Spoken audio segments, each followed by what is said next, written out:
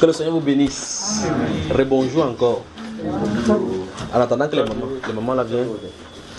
Que les mamans viennent, on pose des questions. On continue sur les questions. J'ai dit, quand vous aurez épuisé toutes vos questions, je vais parler en posant mes questions à moi aussi. Que le Seigneur vous bénisse donc. Vous posez des questions. Nous sommes à l'aise, n'est-ce pas? Oui. Et je suis sûr, vous n'êtes pas fâché de moi, non? Nullement. Même si vous êtes fâché de moi, il n'y a pas de problème. Parce que c'est la Bible. Et en grâce à rendu au Seigneur Jésus-Christ, il ne nous a pas donné ma Bible de lire. Je vous seulement lire votre Bible. Et quand vous lisez, si vous voulez jeter, vous achetez notre Bible, vous allez trouver ça dedans. Alors, posez des questions. Si vous avez des préoccupations, oui, mon frère. Ma question, c'est de savoir comment faire pour être agréable à Dieu. Wonderful.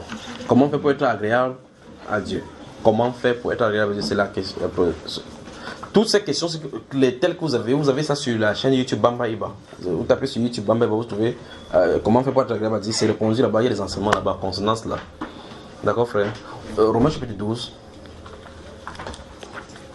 Vous pouvez parler de quoi, s'il vous plaît, à YouTube là? Bamba Iba, vous le mettez là. Ok. Concentrons-nous ici dans le livre de Romains au chapitre 12. Versets 1, 2 et 3, mon frère. Vous avez ouvert? Je vous exhorte donc, frères, par les compassions de Dieu, à offrir vos corps comme un sacrifice vivant, saint, agréable à Dieu, ce qui sera de votre part un culte raisonnable. D'après ce que nous sommes en train de lire ici, il dit que notre corps doit d'abord être un sacrifice vivant. Donc de notre corps vivant, comme notre membre est encore qui peut se mouvoir, nous devons livrer cela en sacrifice au Seigneur. Ça se passe qu'on commence à comprendre que notre premier culte consiste à utiliser notre corps au service du Seigneur. Dans le chapitre 6, dans le verset 12 à 19, il dit qu'avant qu'on était dans le monde, on se livrait au péché. Maintenant, comme nous sommes pour Dieu, qu'on livre donc ces membres-là à Dieu comme des instruments de justice. Alors, c'est vrai que notre premier culte à rendre à Dieu, c'est de livrer notre corps. C'est-à-dire soumettre notre corps sous la gouvernance du Saint-Esprit. Chapitre 13 d'Hébreux. Chapitre 13 d'Hébreux. Nous commençons là, les mamans. Nous commençons. Entrez. Que Dieu vous bénisse. Bonne arrivée.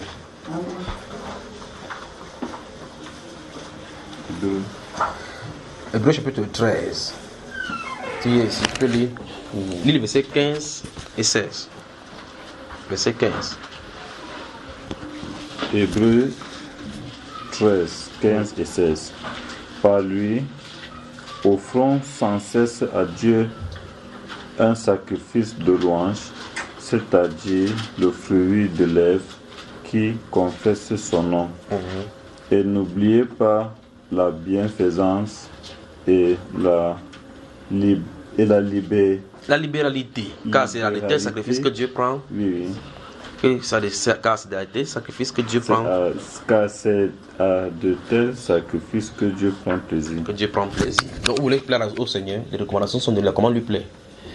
Confesser le nom du Seigneur, je vous le remercier dans toutes choses. Et puis, en faisant cela, tu n'oublies pas la liberté et la bienfaisance. Quand tu fais comme ça, voilà les sacrifices que Dieu fait. Donc, n'essayez pas d'aller comme les gens font dans les églises. Je vais mettre l'enveloppe, il faut qu'il donne le sacrifice qui me fait cher.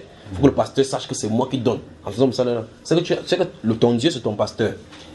Quand tu regardes les pauvres, comme dans Matthieu chapitre 25, on le dit, vous regardez les pauvres autour de vous, les orphelins, vous les suivez, ceux qui sont dans le manque, vous les donnez. Faites cela même à la maison, dans votre quartier, personne ne connaît, mais Dieu voit exactement ces œuvres-là. Il dit que c'est des tels sacrifices que Dieu prend plaisir. Donc, dans l'enseignement sur comment être agréable à Dieu, il y a toutes ces choses qui sont touchées dans les Saintes Écritures tout autour, d'accord mon frère? Et demain, donc, comme nous allons travailler demain, je vais apporter l'ordinateur, je vais vous les donner. D'accord? Comme ça, quand tu poses une question, tout est répondu là-bas, pendant 2 heures, 1 heure, on balaye les Saintes Écritures pour voir comment vivre selon ces choses-là. D'accord? Des questions. Laisse-moi donner 2 passages pour que tu vois de quoi il est question. Des questions.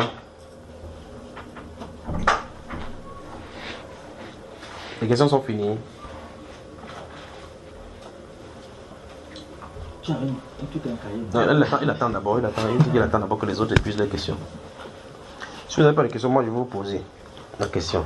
Et je vais vous poser des questions. Et si vous posez des questions, vous aussi me donnez des réponses pour que je puisse rentrer avec cela. En étant satisfait que je sens de rentrer avec les réponses aux questions bibliques.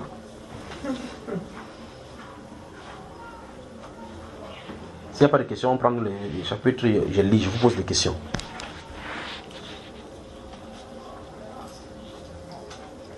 Rebonjour les frères et sœurs. Vous êtes fatigués? Non. Non. Posez des questions. Quelle cause poser? Oui, il n'y a pas de problème. La question qu'il voulait poser, c'est le sacrifice du sang. Sur le sacrifice du sang. Oui. Pourquoi le sang et pas autre chose? Pourquoi Voilà. seulement le sang? Bonne question. Ça, ce sont mes questions que tu as appris dans ma bouche pour venir poser maintenant. Là. Parce que c'est dit qu'il veut poser la question, c'est ça qu'il veut poser. Donc, je vais poser la question maintenant à ceux-ci. Les musulmans disent que Dieu n'a pas besoin de sang pour comparer le péché. C'est ce que les musulmans disent. Les autres religions disent que non. Il suffit de demander pardon à Dieu, ils font des ablutions. Ils nettoient les oreilles parce qu'ils ont entendu les souillures, ils ont vu les souillures. C'est pour ça qu'ils nettoient, ils ont dit des choses. Ils nettoient ça pour être pur. La révélation de la Bible montre que sans effusion de sang, il n'y a point de pardon. La question c'est, pourquoi c'est le sang qui doit être versé? Dieu a tant aimé le monde qu'il a donné son fils. Il a donné son sang, il a versé son sang en sacrifice pour le péché. Pourquoi on ne dit pas tout simplement Seigneur pardonne-nous et c'est pardonné? Pourquoi il faut le sang? C'est la question. Dites-nous alors, répondez. Vous allez réfléchir à cette question-là. Hein? Vous prêchez aux gens, vous dites que non, Jésus a versé son sang pour le pardon de nos péchés, non? Et on doit croire ça. Parce que c'est à la croix que le problème est réglé. Pourquoi fallait-il qu'il aille à la croix? Pourquoi? Pourquoi il doit mourir? Pourquoi sans effusion de sang, il n'y a pas de pardon? Pourquoi c'est le sang?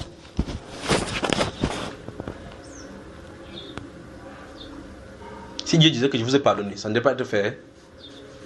Parce que quand il dit la chose accomplie, non? Pourquoi fallait-il le sang? Frère. Oui.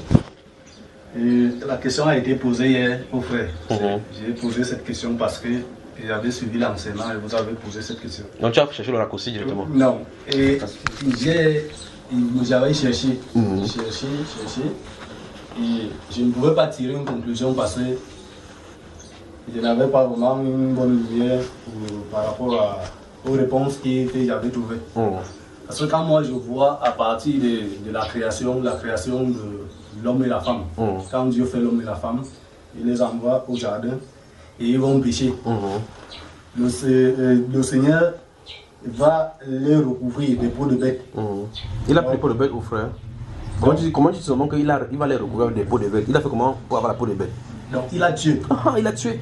Voilà. Il a tué des bêtes pour recouvrir l'homme et la femme. Donc le meurtre est entré dans le monde par Dieu lui-même, n'est-ce pas? Non. Qui a tué? Qui a tué la bête? Bon, en fait, la Bible ne dit pas que c'est lui qui a tué. Ok, donc qui donc a tué? C'est Satan. Il a tué la bête, donné la peau de ça à Dieu. La première personne à tuer, c'est qui, frère? Tu as peur de dire que c'est Dieu, non? Bon. Si c'est lui qui a couvert l'homme et la femme, je pense que c'est lui qui a tué le bête. Donc Dieu a tué. Donc tu peux dire clairement que Dieu a tué l'agneau, n'est-ce pas? Tué la bête pour pouvoir recouvrir l'homme et la femme. Frère, il a peur de pécher, regarde. Il a peur de pécher. Il a tué ou il n'a pas tué? Il a tué. Donc celui qui a tué en premier lieu, c'est qui? Puisqu'avant, les gens ne mouraient pas. Avant cet acte, personne ne mourait, non? Personne n'était pas encore mort. Rien ne mourait. Mais là, on parle d'une bête. Oui, mais même eux ne mouraient pas, non? Les bêtes ne mouraient pas, on ne tuait pas, on ne mangeait pas, parce qu'à la création, on ne mangeait pas la viande. Bon. Selon ce que j'ai lu, je me rends compte que c'est Dieu qui a tué. Voilà. Fais la politique comme ça, continue. Il a tué, il a couvert l'homme, oui, continue. Il a couvert l'homme et le sang a été versé. Voilà. Donc, quand je reviens dans quand il a racheté, quand il a enlevé son peuple de la servitude en Égypte, le sang a été appliqué. Oui, le sang a été appliqué. Et maintenant, je traverse quand je viens dans la nouvelle alliance avec le Seigneur Jésus-Christ. Lui-même, il ira à la croix et son sang va couler. Donc, j'essaye de voir et par le livre d'Hébreux, comment on nous explique comment le sacrifice était fait et qu'est-ce que le sang représentait. Donc quand je reviens au départ à la Genèse, je vois que l'homme avait péché et lorsque l'homme avait péché, il a déplu à Dieu. Et Dieu ne peut pas voir, et Dieu ne voit pas le péché. Il fallait que l'homme soit couvert. Et il a fallu qu'il utilise, il a fallu qu'il élimine la souillure là par le sang. Donc c'est le sang qui a couvert. Frère. Oui. l'animal était tranquille, il n'avait pas de problème. Il y avait l'eau forcément au jardin. L'eau vraiment cristallisée. Quand tu as chaud, tu fais quoi? Tu te verses au sang pour te laver? Non. Quand tu es sale, tu fais comment pour te laver? Avec de l'eau. Pourquoi il n'a pas pris l'eau du jardin pour le laver? Il a tué un animal qui était innocent pour pouvoir le couvrir. Bon, parce que la souillure n'était pas, ce n'était pas dans la chair. C'était comment? Donc, parce que là, ils ont désobéi. Ça c'est clair. La désobéissance, elle ne devait pas le sang. Vous voyez que vous avez des problèmes avec l'évangile. Avec la compréhension de l'évangile. Voilà la Bible. Vous disiez aux gens que non, Jésus a versé son sang pour nous. Ok. Pourquoi? Voilà, il verse le sang. Pourquoi? C'est clair et c'est indéniable que le sang est présenté dans la Bible comme le moyen de rachat. Pourquoi? La question c'est pourquoi? Il faut que vous donniez. Voilà les choses que vous allez retrouver les musulmans. Ils vont dire non, Dieu n'a pas besoin de Dieu. Votre Dieu est sanguinaire. Il n'a pas besoin de sang pour pardonner. Parce que nous disons Allah est pardonneur. Alors pourquoi le sang? Il pourrait prendre l'eau pour. Il prend l'eau justement, il lave l'oreille parce que quand il lave l'oreille, s'il lave comme ça, il a écouté les mauvaises choses, n'est-ce pas? Pourquoi? Bon frère, tu voulais parler? Je voulais un peu parler, quoique je peux être certain, c'est que quand le Seigneur dit tu ne mangeras pas le jour même où tu mangeras, tu mourras. Et quand l'homme a mangé, il est spirituellement mort. Mais est-ce que Dieu avait dit que spirituellement tu vas mourir? Non. Non, attends, allons-y doucement. La parole dit quoi? Le jour où tu mangeras, tu mourras. Le jour où tu mangeras, tu mourras. Oui. N'ajoute pas spirituellement là-dessus. Oui. N'ajoute pas spirituellement. Oui, allons-y. L'homme est du moins mort, parce que Dieu ne ment pas. Et quand on parle de mort, on voit le sang qui peut se verser. Moins. Oui, mais il peut mourir sans que le sang ne sorte. Oui, mais quand on parle généralement de mort, on voit le sang. Et cela s'est manifesté dans le cas de Caïn et Abel. Là, ça c'est longtemps après. Là, tu nous t'emballes loin. Allons au début. Il a pris ça dès le début. Quand l'homme a péché, la Bible déclare à partir du verset 7 que l'homme vit que l'arbre était bon à manger. Et ils ont entendu la voix de l'Éternel qui parcourait le jardin sur le soir. Il se cachait. Après les intercations jusqu'au verset 16, la Bible déclare au chapitre 20 et 21, Dieu dit, maintenant l'homme est devenu comme l'un de nous. Chapitre 3 de Genèse. L'homme est devenu comme l'un de nous. Empêchant-le d'étendre la main et de prendre de l'arbre de vie et de manger, de vivre éternellement. Puis Dieu les chassait du jardin après avoir fait, donc la Bible parle en hébreu de kétonet, le vêtement, c'est-à-dire que le vêtement de peau, à dire les avoir revêtis, et les chassa du jardin. En faisant cela, cet acte-là, avant qu'on retrouve le cas de Caïn, en faisant cet acte-là, il avait tué un animal. Pourquoi c'est l'animal? Il y a les feuilles là, il y a le tronc d'arbre. Nous sommes d'accord, frère? Pourquoi c'est l'animal? Et l'implication sur l'animal, c'est qu'il a dû verser le sang. Et la Bible nous dit de façon claire, sans effusion de sang, il n'y a point de pardon. Donc le pardon est lié au sang. Alors la question c'est pourquoi? Pourquoi? Voilà l'évangile. Voilà l'évangile. Pourquoi le sang? L'animal avait fait quoi? C'est lui qui a mangé? Non. On dit que tous ont péché, sont privés de la gloire de Dieu. Et la Bible déclare que l'âme qui pêche, c'est elle. L'animal avait péché. Quel était son problème là-dedans? Ou bien peut-être il n'a pas dit, mais ne mange pas. Quel était le problème de l'animal pour qu'il puisse être tué, pour qu'on lui donne le vêtement à ceux qui avaient plutôt péché? Oui. En tout cas, si on réfléchissez, on a jusqu'à demain. D'accord, on avance. Autre question, mon cher? Je pourrais dire que puisque l'homme devait mourir physiquement, pour que Dieu puisse permettre que l'homme puisse continuer à vivre et se repentir, il fallait que le sang se verse. C'est pour cela que l'animal qui a été tué représentait Christ. Non, ça c'est clair que l'animal représentait Christ. Oui. Là, on est déjà devant. Revenons sur le problème du sang. Pourquoi c'est le sang qui doit faire que le péché soit pardonné? Pourquoi? N'est-ce pas si on se comprend? Oui, ok. Après avoir compris que voici pourquoi le sang doit être versé, il faut maintenant qu'on trouve la solution. Qui doit venir verser le sang? C'est Christ. Ok, maintenant on commence à annoncer. C'est celui-là qui va venir. Voilà comment ça va se passer. Mais avant, d'abord, c'est pourquoi. C'est pourquoi quel est le problème? Répondez. Voilà la Bible. Toute question biblique a une réponse biblique. Répondez. La vie de l'âme est dans le sang. Ça c'est clair, ça c'est une information. Ça c'est clair que la vie se trouve dans le sang. Pourquoi? Pourquoi? Quelqu'un a péché ici. Ici on réclame le sang. Pourquoi? Jésus m'a lavé de son sang. Et aujourd'hui on plonge, d'autres plongent là-dedans. Que Seigneur me cache dans ton sang. Tu vas te cacher, il envoie le sang à gauche et couvre ça à droite. Pourquoi? Donc on a jusqu'à demain, d'accord frère? Ok. Posez des questions. Réfléchissez-y. Réfléchissez, rentrez, méditez-y. Seigneur, pourquoi tu as voulu le sang? Pourquoi c'est le sang?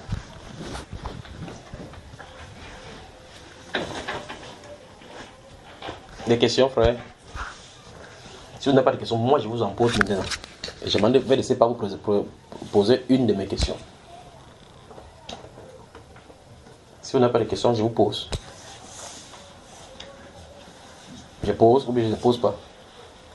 Oui, mon frère. Frère, parlant du sang, je dis que... Tu réponds plutôt à la question là. Je suis encore... sur la question, ok. Comme nous disons, parlant du sang.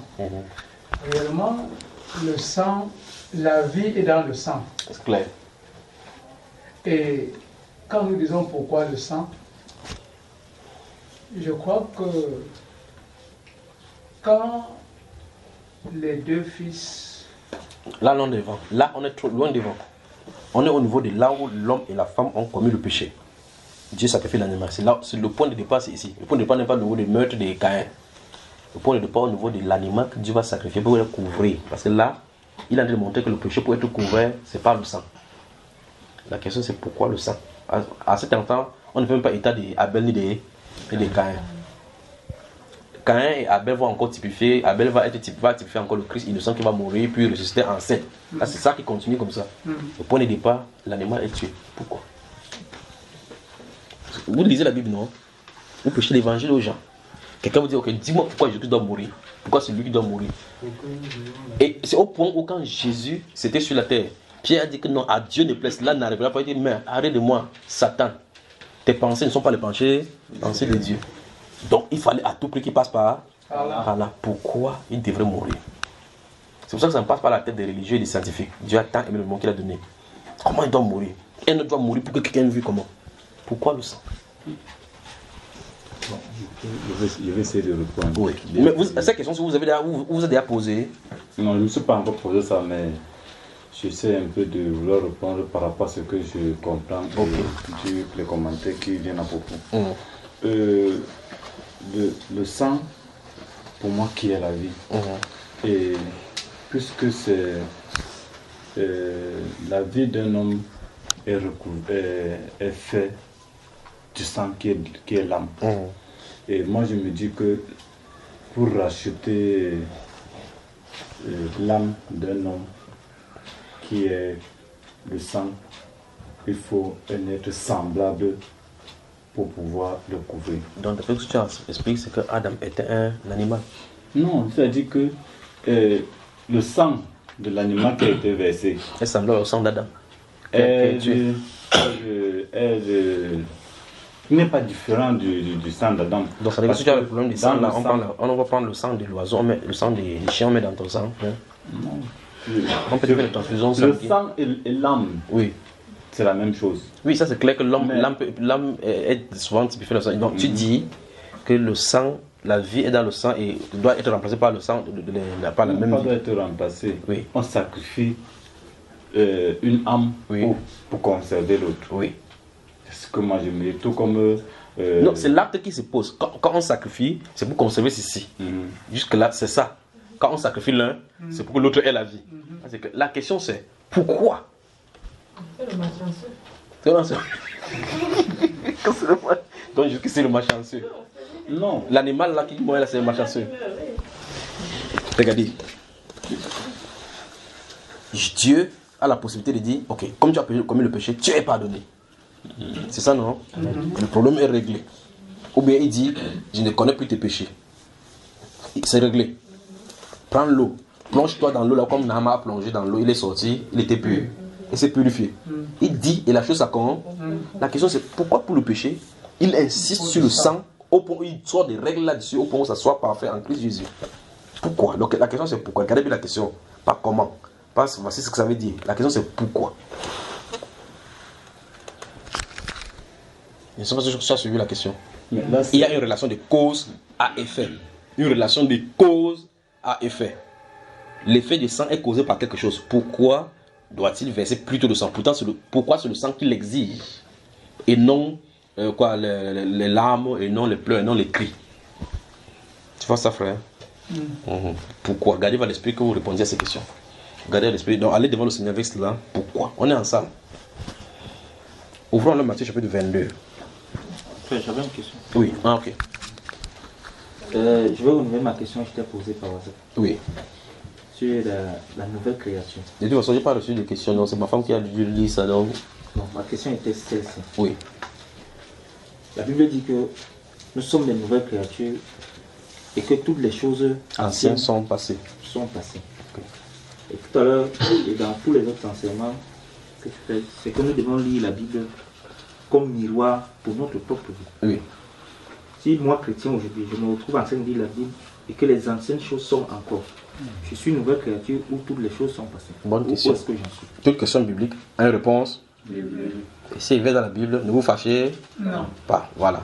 Alors, donc, mettez le Matthieu chapitre 22 en stand-by alors. Ouvrons 2 Corinthiens, lisons cela. Vous avez suivi les questions, non? C'est lui qui a posé la question. 2 Corinthiens chapitre 5.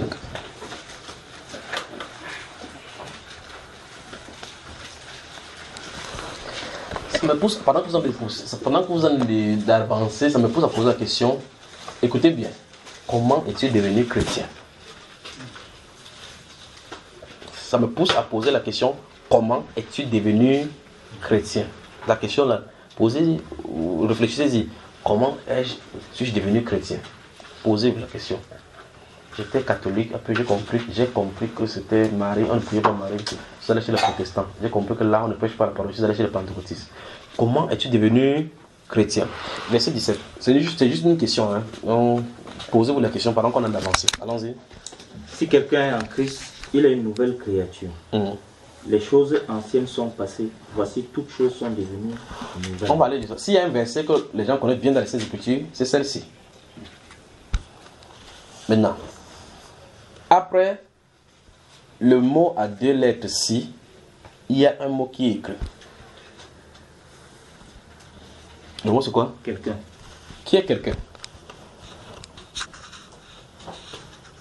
Dites-moi alors, qui s'appelle quelqu'un ici? Tu t'appelles quelqu'un? Tu t'appelles quelqu'un comme moi. Quelqu'un comme toi. Voilà, ça veut dire que tu peux te mirer avec ces versets. Parce qu'on prend l'exemple sur toi qui est comme quelqu'un. On a dit que quelqu'un doit être où? En Christ. En Christ. Ok. Maintenant, c'est quoi être en Christ? Répondez-moi. C'est quoi être en Christ? Ce que veut dire être en Christ? Et comment être en Christ? Vous voyez que les versets bibliques qu'on récite à travers, si on reste en y méditant, on a des problèmes, pas vrai? Non, si quelqu'un est en Christ, il ne veut on a demandé le renseignement de quelqu'un, il n'y a pas écrit mon nom junior là-bas. Parce que si chaque personne qui prend ça, dans votre version, quand vous avez votre Bible devant vous, vous voyez quelqu'un. C'est quelqu'un qui est mis là-bas. Mais si ça te concerne, ça veut dire que tu t'identifies à quelqu'un. Si tu t'identifies à cela, donc, il faut commencer à se poser des questions. 1. Suis-je en Christ? Si je dis oui, alors je pose la question. Si quelqu'un est en Christ ici, levez la main, je vous pose la question. Vous allez me répondre. Qui est ici? Qui sait qu'il est en Christ? Voilà, frère, non, prenons la soeur qui l'a, parce qu'il faut qu'elle va, comme le sommeil l'apprend depuis. Tu es en Christ, n'est-ce pas, ma chère? Comment tu sais que tu es en Christ? Comment tu as pu être en Christ? Il faut être en Christ, passer par la repentance. Par la repentance. On se repent. Quand on se repent, on est en Christ. Maintenant, Matthieu chapitre 27. Matthieu, le chapitre 27. Que Dieu vous bénisse. Donc quand on se repent, on est en Christ. Dis mon cher, il est à partir du verset 7. Le chapitre 27 de Matthieu. Pendant que ça, il faut qu'elle suive ça dans les Saintes Écritures. Et après en avoir délivré, ils achetaient avec cet argent le champ du potier pour la sépulture. Non, montons à partir du verset 4 en descendant. Matthieu chapitre 27, verset 4 en descendant. Allons-y. En disant j'ai péché en livrant le sang innocent. Qui a dit ça? Judas. Remontons plus verset. Allons-y, verset 1 d'abord. Allons-y. Alors, verset 1. En descendant. Dès que le matin fut venu, tous les principaux sacrificateurs et les anciens du peuple tinrent conseil contre Jésus pour le faire mourir. Après l'avoir lié, ils l'amenèrent et le livraient à Ponce Pilate le gouverneur. Oui. Alors Judas, qui l'avait livré, voyant qu'il... Ça c'est au verset combien? 3 déjà. Maintenant écoutez très attentivement. Qui l'avait livré, oui. Voyant qu'il était condamné, se repentit. Top. Donc Judas était en Christ. Est-ce pas ma chère? Comment tu dis non? Elle a dit que quand tu te repens, tu es en Christ. Peut-être va nous dire ça autrement, peut-être. La chair là. Donc voici, Judas Iscariot était en Christ. Les choses anciennes sont passées dans sa vie. Toutes les choses sont devenues nouvelles. Pourquoi? Parce qu'elle s'est repentie. Ma chère, je suis avec toi, c'est toi qui attends. Donc Judas était chrétien, n'est-ce pas?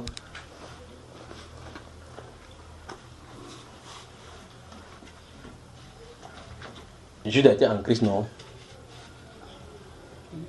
MSC, on ne peut pas dire oui. Voilà, est-ce que Judas était en Christ? Alors on revient encore sur la même chose. Si quelqu'un est en Christ, donc c'est quoi donc être en Christ? J'ai posé la question que qui est en Christ ici? Qui c'est qui est en Christ? Tu es en Christ, frère? Je suis en Christ. Comment tu fais pour entrer en Christ? C'est Christ en moi. C'est toi qui es en lui ou c'est lui qui est en toi? Est-ce qu'on a dit que si Christ est en quelqu'un, il est une nouvelle créature? On a dit quoi? Si quelqu'un est en Christ. Ok, donc c'est quoi être en Christ? Je n'ai pas demandé que qui a Christ ici en lui. Il faut bien comprendre la question, n'est-ce pas? Parce qu'on a dit ici, là, si quelqu'un est en Christ, donc c'est toi qui te trouves à l'intérieur. On n'a pas dit si Christ est en quelqu'un, il est une nouvelle créature. On a dit si quelqu'un est en Christ. Ouais, c'est deux sens différents. Alors c'est quoi donc être en Christ? Tu as dit tu es en Christ, comment tu l'es? Les versets qui suivent disent oui. Les choses anciennes sont passées. Oui. Donc, si je me rends compte ou je m'examine et que je vois que les choses anciennes dont la Bible les fait mention sont passées, dans l'impudicité et toutes les voluptés de ce monde. Oui. Si je ne suis pas conduit par le train de ce monde, forcément je suis en Christ. 1 Corinthiens chapitre 5, on va y arriver. Donc, quand il observe toutes ces choses-là, maintenant il voit que ce n'est pas conduit comme ça, alors forcément il est en Christ. 1 Corinthiens chapitre 5. À partir du verset 1, lis à haute voix mon frère. C'est toi qui vas lire. Nous savons en effet... Non, 1 Corinthiens chapitre 5, à partir du verset 1. Que Dieu vous bénisse. On entend dire généralement qu'il y a parmi vous de l'impudicité. Et une impudicité telle qu'elle ne se rencontre pas même chez les païens. C'est au point que l'un de vous a la femme de son père. Ceux à qui il s'adresse à qui? Aux chrétiens. Ils sont où? Bon. À ceux. Oui. À ceux qui pratiquent. Oui, mais ceux-ci, à qui il s'adresse? Parce qu'il dit que au milieu de vous, ça ne se nomme même pas chez les païens. Donc il fait la différence entre ceux-ci et les païens. Donc ceux-ci à qui il a parlé s'adresse à qui? Ils sont comment? Chrétiens. Ils sont des chrétiens. Donc ça veut dire qu'ils sont en Christ. Ils ne peuvent pas être en Christ. Ils sont comment? Ils sont hors de Christ. Ils sont en Christ. Il y a certains qui sont au milieu de Dieu. Que des choses sont différentes les uns des païens. Chapitre 6. Avant au chapitre 6, là on va les voir. Lis-nous le verset 10 et 11. Verset 10 et 11. Oui. Ni les voleurs, ni les cupides, ni les ivrognes, ni les outragés, ni les ravisseurs, n'hériteront le royaume de Dieu. Oui. Et c'est là ce que vous étiez, quelques-uns de vous. Oui. Mais vous avez été lavés. Oui. Mais vous avez été sanctifiés. Oui. Mais vous avez été justifiés au nom du Seigneur Jésus-Christ et par l'Esprit de notre Dieu. Donc, ceux à qui il a parlé, il donne un renseignement qu'ils étaient des homosexuels, ainsi de suite. Ils ont été lavés. Toi, tu dis qu'ils ne sont pas là-dedans. S'ils étaient là-dedans. On commence souvent. Ils sont en Christ ou ils ne sont pas en Christ. Ça ne passe pas, n'est-ce pas? Hein? Allons au chapitre 3.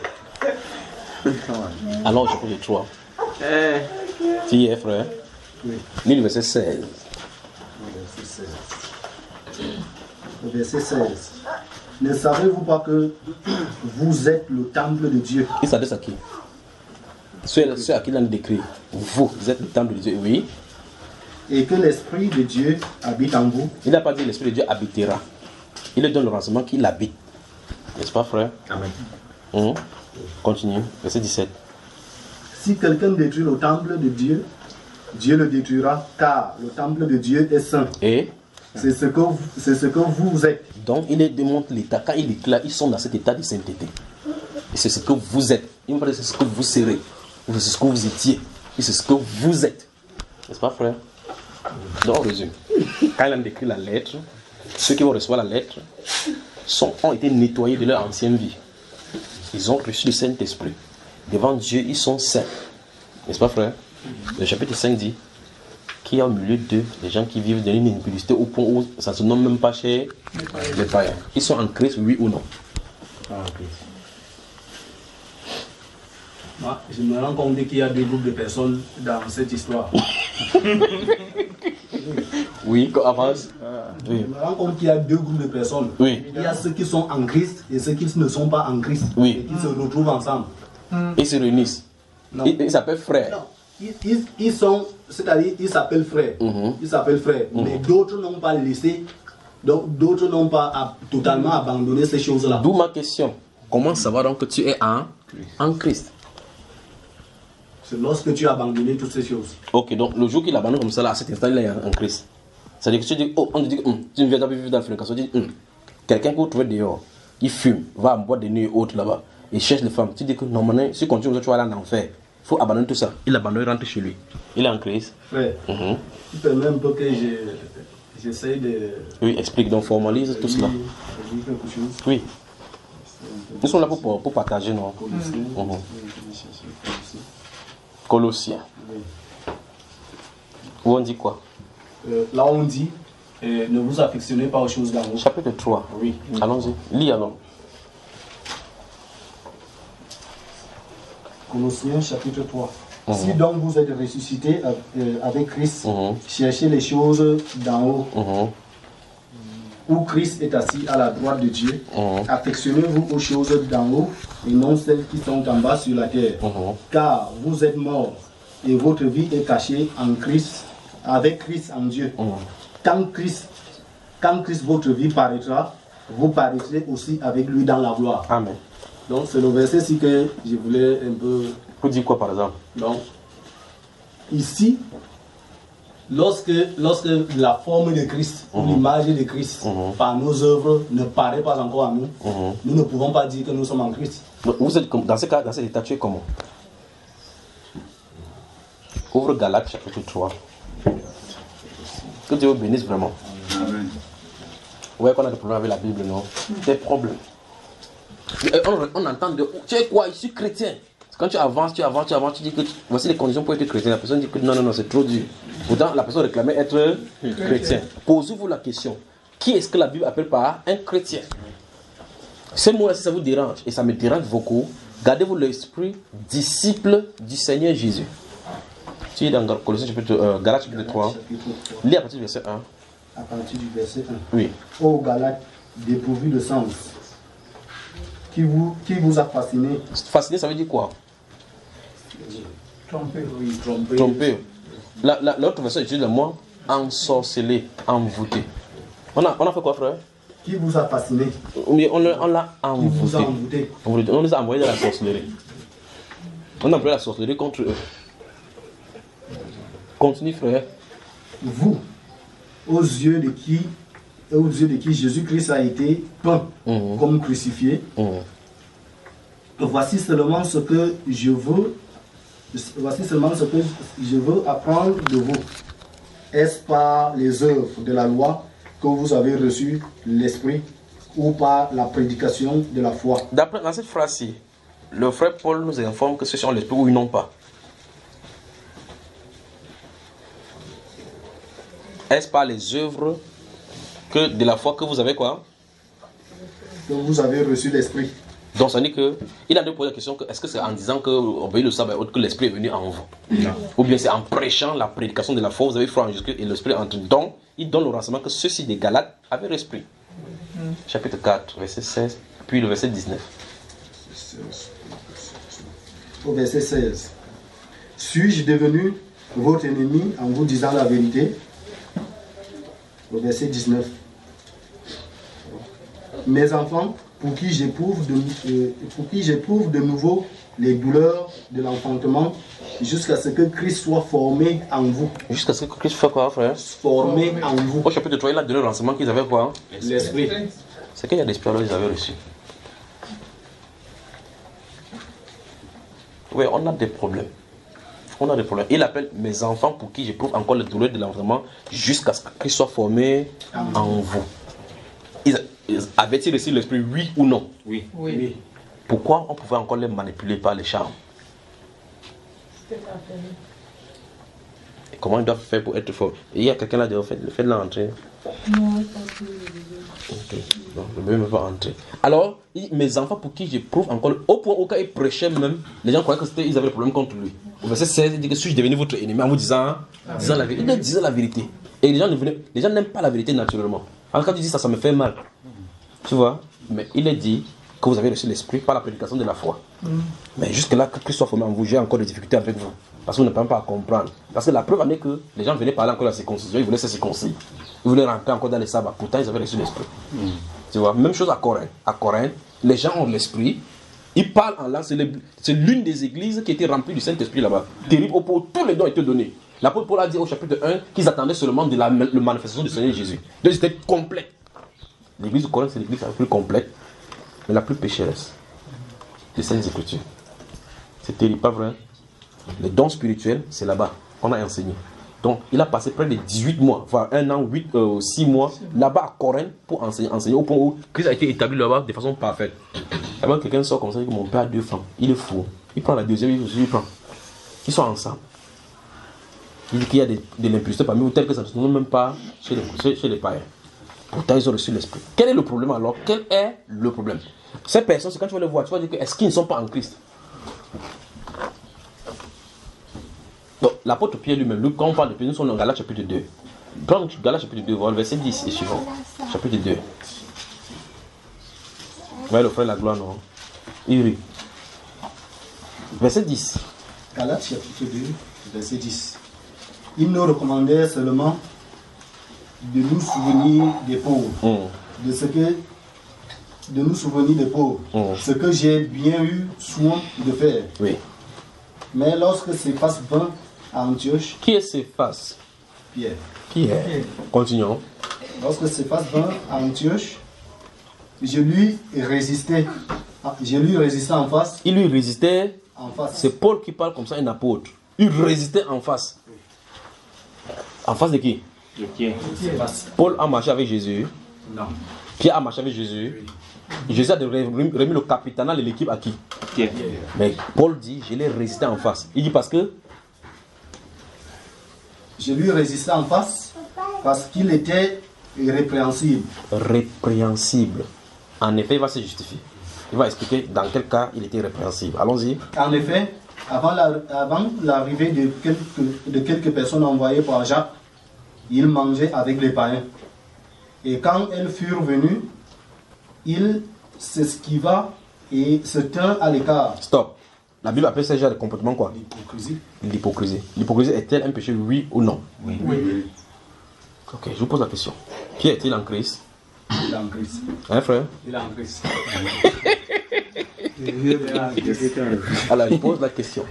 Parce que ici se trouve quelqu'un qui était judaïque et que normalement dans la tradition judaïque, les juifs ne mangent pas avec les païens. Est-ce que les choses anciennes sont passées? Non.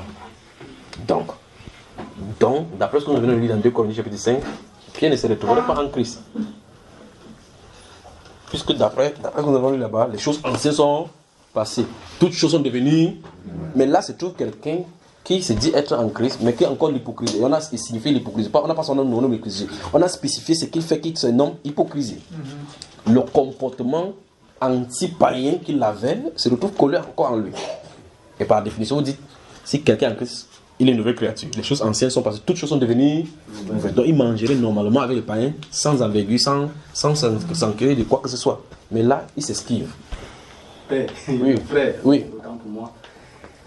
Je pense que de plusieurs manières, tu as expliqué beaucoup de manque de compréhension dans la Bible, dans beaucoup de versions. Oui. Je pense que peut-être si tu avais une autre version, tu devais nous dire ça dans une autre version.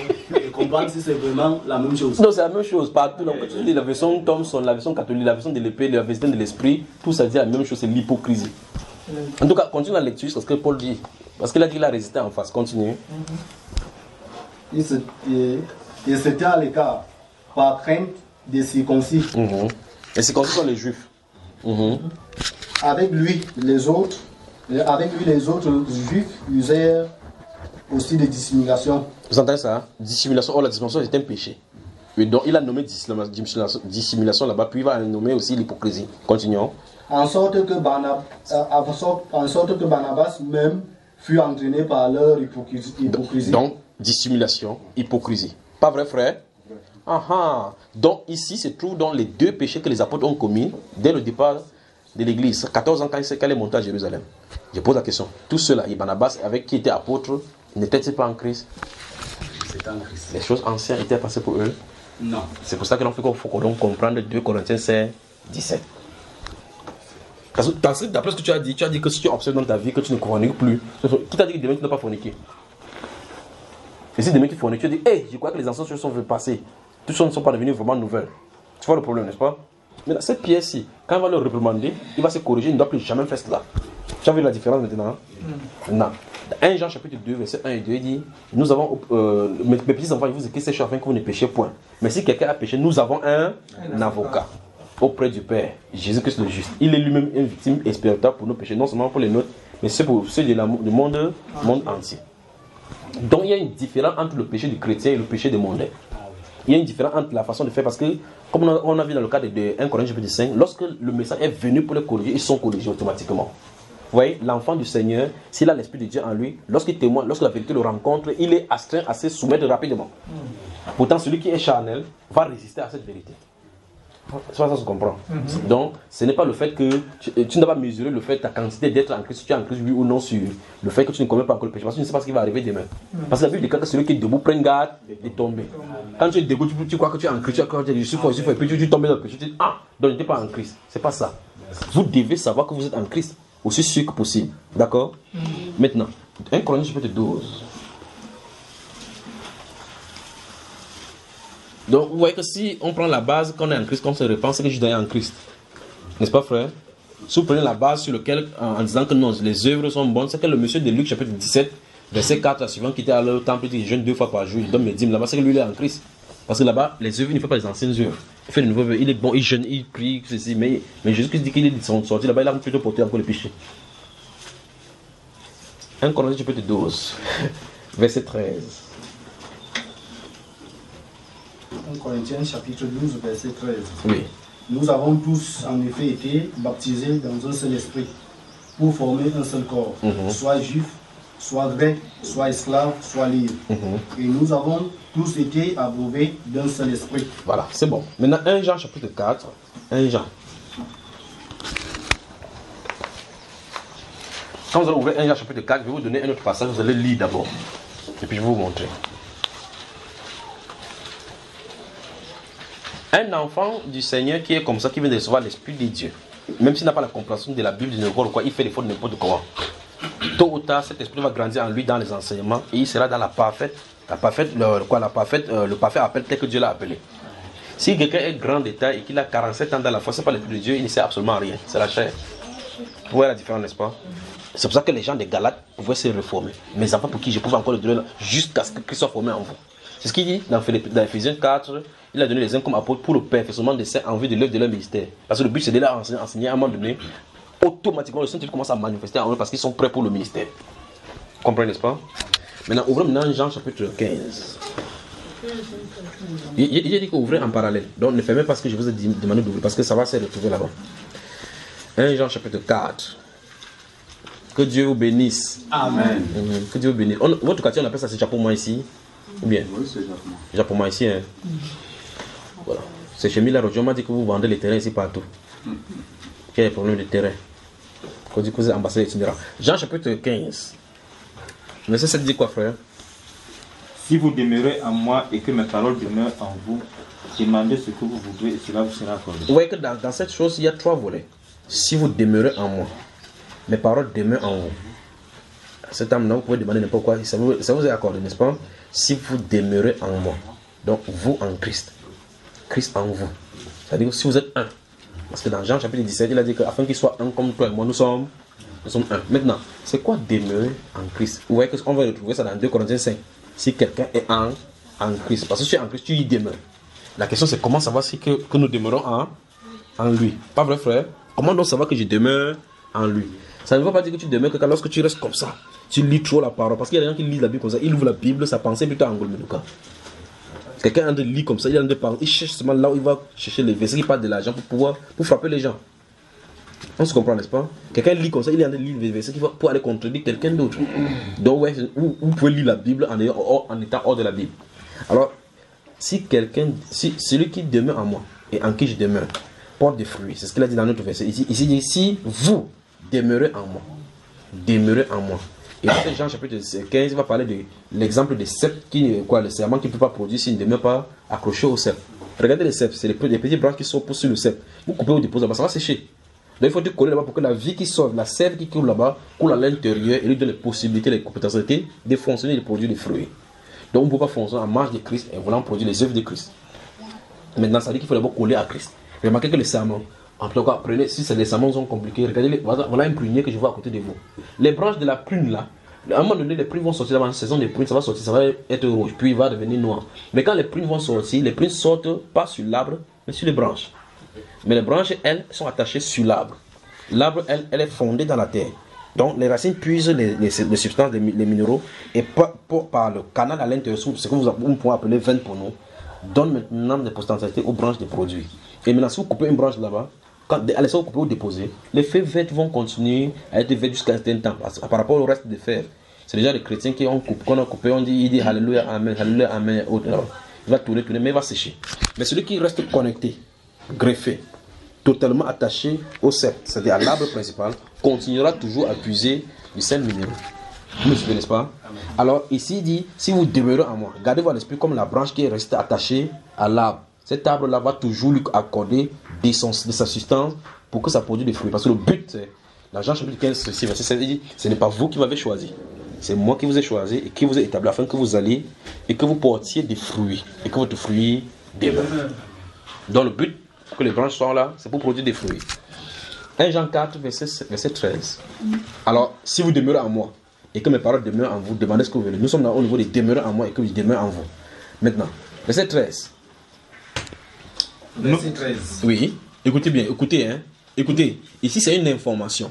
Donc si vous avez de l'ambiguïté dans la Bible, ici on vous donne l'information. 1, 2, 3. Nous connaissons que nous demeurons en lui. Oui. Et qu'il demeure en nous. Oui. Ah, stop.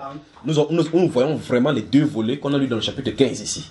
Il a dit si vous demeurez en moi et que mes paroles demeurent en vous. Donc c'est quoi demeurer en lui? Quand est-ce que je demeure en lui et lui demeure? La Bible répond ici que nous connaissons ça par cette façon-ci. Allons-y. Nous connaissons que nous demeurons en lui et qu'il demeure en nous, en ce qu'il nous a donné son esprit. Voilà. Donc le point focal c'est quoi? L'esprit. La question maintenant c'est tout naturel. Qui peut se poser la question là? As-tu l'esprit de Dieu? Sais-tu que tu as l'esprit de Dieu? Ou mieux encore, plus simplement, as-tu l'esprit de Dieu? Voilà. Donc vous voyez que c'est pas moi qui pose la question. Donc il y a des bonnes questions à poser. Donc s'il n'y a pas l'esprit, tu ne demeures pas en lui, ne demeure pas en toi. Ouais, également. Attends doucement. Regardez le prunier. Tout à l'heure j'ai expliqué que lorsque la branche n'est pas connectée au prunier, il y a quelque chose, une sève qui passe partout dans les branches. Quand vous êtes attaché, la preuve que la branche vit, c'est que la sève en train de continuer. Vous voyez cela, n'est-ce pas? La sève continue là. S'il n'y a pas de fruits, il y a quelque chose qui ne va pas entre la branche et la sève et l'arbre. C'est ça, n'est-ce pas? Alors, ça veut dire comment savoir que cette branche est attachée? Il faut observer les fruits. Ça veut dire que la verdure doit être là. Ça, c'est la preuve que quelque chose est lié à l'arbre. N'est-ce pas, frère? Amen. Nous connaissons. La Bible dit que nous connaissons. En tout cas, il dit voici. En clair, langage simple, voici les preuves que nous demeurons en lui et qui demeure en ce qui nous a quoi? Point final. Donc, vous voyez effectivement que s'il y a un verset où quelqu'un doit méditer même pendant un an, c'est ceci. C'est-à-dire poser des questions, comme l'a frère. As-tu l'esprit de Dieu? Voilà. Quand tu prends la Bible, tu ne dis pas que as-tu l'esprit. Ai-je l'esprit? Tu dis ai-je l'esprit de Dieu. La question doit être répondue parce que ça ne sert à rien de réciter les versets bibliques sans esprit. Vérité. Si tu récites sans les esprits, le moment viendra où, comme on a pris pour le Canada dans la première partie là-bas, quand on va passer les tests de ceux qui vivent selon l'esprit, vous allez comprendre que les juifs de la chair, quelqu'un va te jeter comme ça, ta! Tu vas dire que même Jésus entre le temple, il a pris le corps. Tu vas dire que j'ai fait le karaté. Parce que la chair va réagir. Parce que la chair ne peut pas faire autrement que de réagir ainsi. Mais si c'est par l'esprit que tu vis, la Bible dit que tu vas faire mourir les actions de la chair. Alors la question si doit être répondue par chacun de nous. Ai-je l'esprit de Christ? Si c'est oui, je dois grandir dans la connaissance de Christ Jésus. Si c'est non, je ne dois plus avancer tant que ce n'est pas réglé. Parce que ça ne sert à rien d'avancer.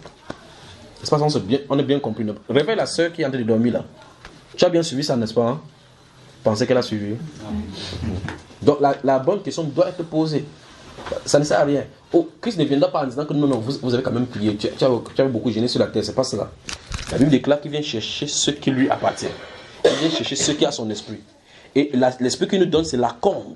Pour certifier qu'il viendra nous chercher la corne. Les arts. La Bible utilise le mot les arts de l'esprit. C'est-à-dire qu'une preuve certaine qu'il viendra te chercher. La question doit être répondue. Avons-nous l'esprit du Seigneur? Nous a-t-il donné? Parce qu'il donne l'esprit pour justifier ta foi, que ta foi lui est agréable. Si ta foi ne lui est pas agréable, continue à travailler jusqu'à ce que le moment où arrive où tu accordes son esprit. Vous avez suivi, n'est-ce pas, frère? Que le Seigneur vous bénisse. Amen. Donc on voit que c'est simple d'être en Christ, n'est-ce pas? Personne ne peut vous mettre en Christ. Amen. Même pas vous ne pouvez pas vous plonger en Christ. Il doit vous y mettre. Des questions? Oui, mon frère. J'ai une question qui parle un peu dans ce sens de l'esprit. Oui. Parce que quand j'ai lu Genèse à partir du premier chapitre, ensuite au chapitre 2, là où on parle de il souffla dans ses narines, oui, la création de l'homme. Il souffla dans ses narines et l'homme devint une âme vivante. Dans une version, oui, un être vivant. Dans une autre version, un être vivant. Oui. Bon, là, on parlait de la création. Ce que je voulais comprendre, c'est que Jésus-Christ, lui aussi, va souffler sur ses disciples. Oui. Avant de partir. Celui-là était mort. Non. La personne qui en a soufflé la création était comment? Inerte ou n'était pas inerte? La personne a été inerte. Oui. Non, en tout cas, pose ta question. Oui, ma question, c'est de savoir, dans un premier temps, il a soufflé, Dieu a soufflé pour recevoir l'esprit de vie. Oui. Je voulais connaître la différence entre l'esprit de vie et le Saint-Esprit. Ouvre Job chapitre 12.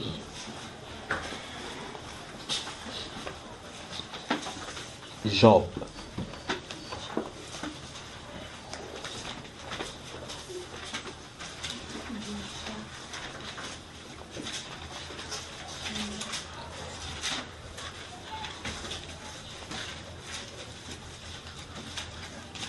Avant les psaumes, si vous avez le psaume, rentrez pas derrière. Donc vous avez repéré les psaumes, parce que vous connaissez beaucoup les psaumes. Vous rentrez justement derrière, vous allez trouver Job. On y va. Verset 12 du chapitre 12, mon frère, qu'est-ce que ça dit? Dans les vieillards se trouve la sagesse. Et dans une longue vie, l'intelligence. La différence entre la sagesse et l'intelligence, c'est quoi? Toujours, c'est dans ce Job 28. On dit au chapitre 28, du verset 28, allons-y, comme tu as nommé.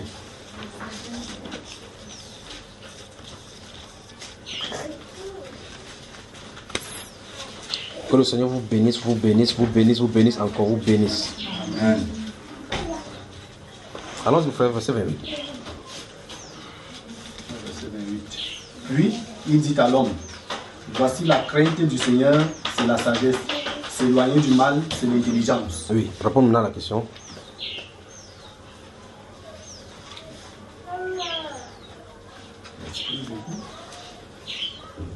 Tu te souviens de ce que tu as lu dans Job chapitre 12, verset 12. Si tu ne te souviens pas, relis d'abord parce qu'il va te poser la question dessus. Tu as même posé la question, je t'amène là-bas pour comprendre. Tu poses la question, quelle est la différence entre le Saint-Esprit et le souffle de vie. Dans les vieillards se trouve la sagesse. Et dans une longue vie, l'intelligence. C'est éloigné du mal. Donc tu veux dire que tous les vieillards qui sont là comme ça là, ils sont éloignés du péché.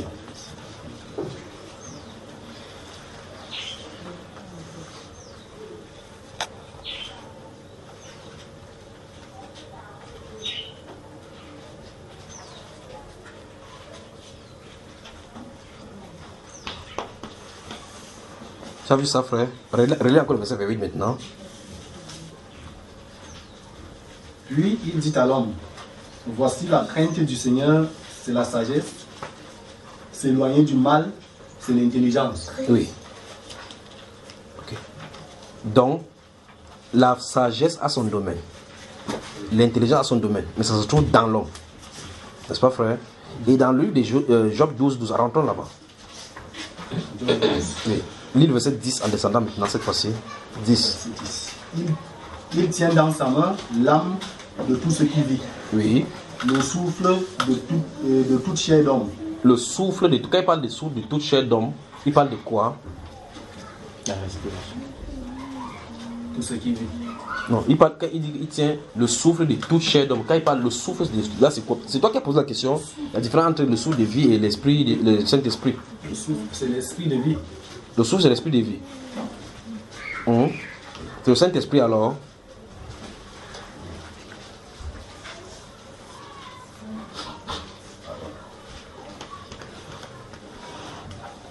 Encore verset 10. Il tient dans sa main l'âme de tout ce qui vit. Oui. Le souffle de toute chair d'homme. De toute chair d'homme.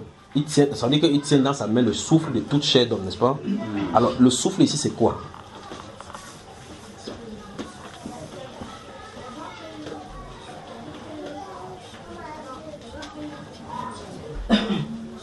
La question est valable pour vous, vous allez le voir, non? Qu'est-ce qu'il appelle par souffle de l'homme, de toute chair d'homme? La respiration. C'est quoi? La vie. La vie, c'est-à-dire quoi? L'esprit. L'esprit de l'homme. C'est ça dont tu dis. Ok. Chapitre 17, verset 1.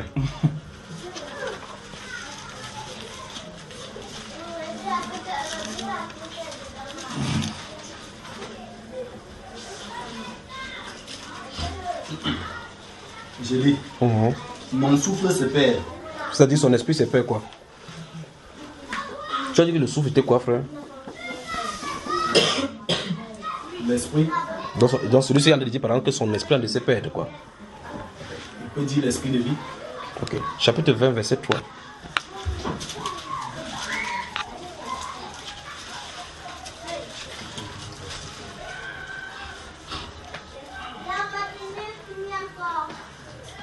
J'ai entendu des reproches qui m'outragent. Le souffle de mon intelligence donnera la réplique. Donc, finalement, on comprend. Attends. Donc là, c'est le Saint-Esprit, c'est plus l'esprit de vie maintenant. Chapitre 27. Allons au chapitre 27. Qui est verset 3. Aussi longtemps que j'aurai ma respiration et que le souffle de Dieu sera dans mes narines. Le Saint-Esprit habite dans les narines, frère? Non, encore comment? Aussi longtemps que j'aurai ma respiration et que le souffle de Dieu sera dans mes narines. Donc le souffle de Dieu est dans les narines. Qu'est-ce qu'il en a de parler? L'esprit de Dieu, il lui donne la vie. Donc il dit qu'est-ce qu'il est dans son narine? Le souffle de Dieu sera dans mes narines. Tu as le souffle de Dieu dans tes narines, frère? Bien sûr. Et c'est quoi? C'est le Saint-Esprit? Non. Donc c'est quoi donc? Le souffle de vie. Lequel? Où est ça? Montre-nous un exemple pour toi particulièrement. Tu as ça, n'est-ce pas? Tous les êtres humains ont ça, n'est-ce pas? Oui. Le souffle de vie. Tous les êtres humains ont-ils le Saint-Esprit? Non. Donc il y a une différence entre l'Esprit de Dieu et le souffle de Dieu. On dit que le Seigneur a soufflé dans ses narines, c'est ce qu'il dit là. Et puis il est devenu un homme, un être vivant. Et c'est ce souffle-ci que tu respires là. Il n'y a pas de lieu de résidence de ça dans ton corps. C'est un système d'entraînement que Dieu a mis là-bas. Que si ça cesse, tu es mort. Tu vois cela? Personne ne peut plus te redonner ça. Tu vois? Quand ce souffle-là est quitte, quand Dieu retrouve ce souffle-là, tu d'accord? Regarde bien, on dit non, quand tu fais entrer l'oxygène dans le poumon, ce n'est que c'est la conséquence de quelque chose. Mais ce qui fait entretenir, on ne peut pas savoir cela. Quand on étudie le souffle qui entre, parce que l'air est constitué de l'oxygène, de diazote et des autres choses, c'est les constitutions qui entrent. Et ça sort avec le monoxyde de carbone pour sortir les déchets. Ça, c'est ce qu'on explique de ces décès. Mais l'état du souffle qui est là-bas, on ne peut pas savoir ni d'où ça commence, ni d'où ça finit. Si ça entre en premier avant de sortir, mais Dieu dit, il souffle dans ses narines et il devient une âme vivante. Mais ici, la Bible nous parle du besoin d'avoir le Saint-Esprit. Comme on a lu dans 1 Jean chapitre 4, nous savons que nous demeurons à lui qui demande en ce qu'il nous a donné de son esprit. Donc en plus de notre souffle-ci, il faut que l'esprit vienne résider en nous. Tu vois ça, frère? Or, dans Jean 20, 22, que tu viens de dire là, il souffla sur eux. Recevez le Saint-Esprit. Ceci n'était pas des corps morts. Or, dans le livre de Genèse, il est question de quelqu'un on a fabriqué, qui est inerte. Il faut que la personne commence à s'être mobilisée. C'est la première fois que ce souffle-ci a commencé dans l'humanité. C'est le Zoé des dieux. D'accord, donc c'est différent du Saint-Esprit. D'accord, mon cher? Des questions? Qu'est-ce que le Zoé de Dieu? D'accord. J'essaie d'expliquer ça, vous. La respiration. C'est ça dans cette question. Oui. Bah, c'est ça, c'est lui seul qui donne cela. Quand tu fais, c'est par la grâce de Dieu que tu respires. Par la grâce de Dieu. Et remarquez que pour ceux qui ont l'asthme, si tu as l'asthme, tu vas prier Dieu vraiment, que tu vas dire à quelqu'un, rends grâce à Dieu de faire que tu respires bien. Ou mieux quand quelqu'un dort, tu veux être étouffé. Tu ne saurais aucune question. Des questions, posez des questions. J'ai une question. Oui. Vous êtes démembré aujourd'hui qu'il ne pose pas mes questions. Quand vous allez finir, vous allez tôt ou tard vous épuiser. Non, tu peux poser. Non, finis d'abord. Quand vous allez finir la vôtre, je vais commencer les miennes. Okay. Dans ce Genèse chapitre 2, verset 7. Oui. La Bible dit que l'homme quittera son père et sa mère, s'attachera à la famille, deviendra une seule chair. Lorsque Jésus est en train de faire les prophéties sur l'enlèvement, il dit de deux qui seront couchés sur un même lit. Oui. L'un sera enlevé, l'autre sera resté. C'est lorsqu'ils sont devenus une seule chair. Oui. Qui va rester et qui va partir? Bonne question. 1 Timothée chapitre 3. Prenons 2 Timothée chapitre 3. On va lire quelque chose, vous allez voir. En tout cas, mettez cela en parallèle. 1 Timothée chapitre 3 comme c'est cité et 2 Timothée chapitre 3. Mais on va commencer par 2 Timothée chapitre 3. Et puis ajoutez aussi à cela Tite chapitre 1. Donc 2 Timothée chapitre 3. 1 Timothée chapitre 3.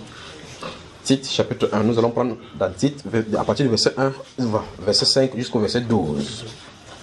On peut y aller. Chapitre 3 de Timothée. Tu lis jusqu'à ce qu'il dit stop, d'accord? 2 Timothée chapitre 3. Donc tu vas lire jusqu'à ce qu'il dit stop, tu t'arrêtes, d'accord? 1, 2, 3, on y va. Sache que dans les derniers jours, il y aura des temps difficiles. Car les hommes seront égoïstes, amis de l'argent, fanfarons, hautains, blasphémateurs, rebelles à leurs parents. Stop. En dernier, on dit quoi? Rebelles à leurs parents. Écoutez, il veut toute votre attention. Il a posé une question. Et la façon qu'il pose, la façon dont il répond, c'est la façon générale. Que quand cette question est posée, voici la façon générale de la réponse. Il dit, le Seigneur Jésus a présenté deux choses. On a à la Genèse un homme et une femme qui deviennent une seule chair. Donc on s'attend à ce que si normalement ils doivent être enlevés, ils enlèvent à deux. C'est ça, non? Mais Jésus dit au milieu que les deux personnes seront dans un même lit. Il y a qui peuvent être dans un même lit plus bien que ça. Entre toi et c'est toi et ta femme normalement qui sont dans le même lit si vous êtes mariés, pas vrai? Un sera pris et l'autre laissé. Et il me pose la question, comment donc comprendre que finalement qui sera enlevé et pourquoi l'un sera laissé? Maintenant, je voulais vous amener dans une autre prophétie pour que vous compreniez cela. Dans 2 Timothée chapitre 3, il dit que sache que dans les derniers temps, est-ce que nous sommes dans les derniers temps? Il y aura des temps difficiles. Les gens seront égoïstes, amis de l'argent, fanfarons, blasphémateurs. Puis il dit rebelles à leurs parents. Maintenant, allons dans le titre. Ouvrez le titre directement. Titre, chapitre 1. Il y a à partir du verset 7. À partir du verset 5.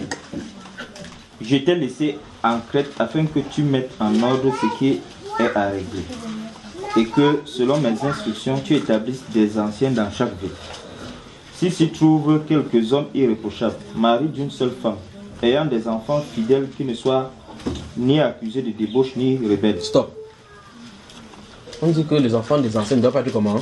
Accusés de débauche ni rebelles. On dit dans les derniers temps, il y aura des temps difficiles, les enfants seront comment? Rebelles à leurs parents. On dit les anciens ne doivent pas être ni accusés de débauche ni rebelles. Mais dans les derniers temps, ce sera comment? Les enfants seront rebelles. Donc lorsqu'on a dit que les enfants seront rebelles, on n'a pas dit que tous les enfants seront rebelles à leurs parents. Tu vois cela? On n'a pas dit que tous les enfants seront rebelles à leurs parents. Donc on a te donné l'état qui va avoir quoi. On a te donné la géographie de la chose, l'atmosphère spirituelle qui va avoir lieu. On n'a pas dit de façon systématique que tous les enfants seront rebelles à leurs parents. C'est bon. Ça compris, n'est-ce pas? Donc ça ne veut pas dire que c'est tout dans chaque foyer, qu'un sera pris, l'autre laissé. C'est pas cela, ce qu'il est en train de dire. Voilà. Donc maintenant, vous avez quelqu'un qui vous êtes marié avec un non-croyant et que la personne dit que moi je suis franc-maçon. Conduis ton Dieu là ton problème. Il sera enlevé parce que tu es chrétien. Hein? Non, c'est pas ça. Voilà. Des questions? Oui. J'ai une question. Je pense que c'est dans Romains, chapitre 11. Oui. Je vais essayer d'exposer. Donc, là où le Seigneur dit qu'avec la même masse. C'est au chapitre 9. Voilà. Il a formé l'un pour la perdition, pour la destruction. Pour la perdition et l'autre pour qu'il soit un vase d'honneur. Oui. Et en avance, il dit que Dieu n'est pas un Dieu injuste. Y a-t-il de l'injustice en Dieu loin de là? Donc, mais c'est lui qui a fait cette œuvre-là. Oui. Est-ce que la question qui est reposée, est-ce que réellement, à la suite, il dit qu'il voulait montrer sa puissance et faire connaître sa divinité. Voilà. Même, il parle aussi de la colère. La colère, oui. La colère de Dieu qu'il a déversée sur. Donc, la question que je me pose, c'est qu'en Dieu lui-même, il manifeste toutes ces choses. Oui. Mais comment la Bible dit que tu me demandes encore qu'il manifeste? La Bible va même plus loin en disant qu'il a même fixé un jour de vengeance. Oui. Tu ne peux pas te venger sans colère. Et la Bible appelle même le jour là le jour de colère. Que malheur à quiconque désigne voir le jour de l'éternel. Que pensez-vous que sera ce jour? C'est un jour de ténèbres, un jour d'obscurité et sombre nuage. Malheur à quiconque désire voir le jour de l'éternel. N'est-ce pas mon frère? Oui. Parce qu'il dit qu'il voulait montrer la grandeur. Non pas la grandeur, c'est l'état de sa colère. Allons-y, Ésaïe chapitre 63, on va voir. Ça te surprend que Dieu ait ça en lui? L'un de ses noms s'appelle jaloux. Il a discuté fourbement avec un frère là. Il disait que non, c'est Dieu lui-même qui est. C'est Dieu, il a deux faces. Un côté bon, l'autre côté mauvais. Il veut se défaire de son côté négatif. Et donc, il veut dire que ce n'est pas Satan. Que Satan n'est pas là. Oui, donc en fait, que c'est Dieu lui-même qui se transforme en Satan pour déranger les gens. Donc c'est lui Dieu que un ange va attraper là-bas dans Apocalypse chapitre 20 mettre dans la géhenne, n'est-ce pas? Il dit même qu'il avait imputé ça à Satan. Parce qu'il voulait se débarrasser. C'est pour ça qu'il a balancé ça sur Satan. De son côté négatif. Il y a des versions ici de non. Ésaïe chapitre 63. Ésaïe, le prophète Ésaïe, le chapitre 63. Allons-y mon frère. Qui est celui-là qui est celui-là qui vient d'Édom? Oui. De Bosra, oui. En vêtements rouges, en habit éclatant. Vous pensez que son vêtement est rouge parce qu'il a cousu avec le tissu rouge? Non. Hein frère? Oui, continuons. Et se redressant avec fierté dans la plénitude de sa force, c'est moi qui ai promis le salut et qui ai le pouvoir de délivrer. Oui. Pourquoi tes habits sont-ils rouges et tes vêtements comme les vêtements de celui? Ça, c'est une autre personne qui lui pose la question. Si c'est toi donc qui as promis le salut, tu es censé donner le salut. Dans ce cas, comment toi tu as ton vêtement? Le vêtement de salut n'est pas rouge normalement. Le vêtement de salut, c'est le vêtement blanc. Alors, ta part est rouge, comment? On lui pose la question, oui. Pourquoi tes habits sont-ils rouges et tes vêtements comme les vêtements de celui qui foule dans la cuve? Oui. J'ai été seul à là, il répond. Ça, c'est lui qui a de répondre maintenant. Oui. J'ai été seul à fouler au pressoir. Oui. Et nul homme d'entre les peuples n'était avec moi. Oui. Je les ai foulés dans ma colère, je les ai écrasés dans ma fureur. Tant que ça, non seulement était en colère, il était dans la fureur. Oui. Leur sang a jailli sur mes vêtements. Vous avez entendu, n'est-ce pas? Donc c'est ça qui a entaché ses vêtements comme ça. Il dit parce que... Et j'ai souillé tous mes habits. Pourquoi? Car un jour de vengeance était dans mon cœur. Donc il avait gardé rancune. C'est bon. C'est le Seigneur Jésus dont il est question ici. Celui dont on parle qu'il a l'agneau de Dieu. Il est doux et humble de cœur. Humble de cœur, là, c'est un autre aspect. Dans le livre des Romains, chapitre 2, la Bible demande de considérer la bonté et la sévérité de Dieu. Dans le chapitre 11, on dit considérez donc la bonté de Dieu et la sévérité de Dieu.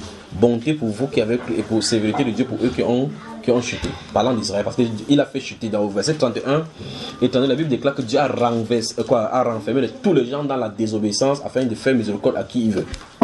D'accord? Voilà. Donc, c'est Dieu faisant toutes choses. Tout. D'accord, mon frère? Oui. Mais, n'est pas parlé dans la Bible que Dieu est colérique. Tu dis qu'il faut que moi me sois colérique. Il a dit que tu ne dois pas être en colère. La Bible déclare que tu ne dois même pas être en colère. 18 ans ne doit pas trouver ta colère. Mais lui, il garde sa part jusqu'à ce que le jour va venir. D'accord, mon frère? Des questions?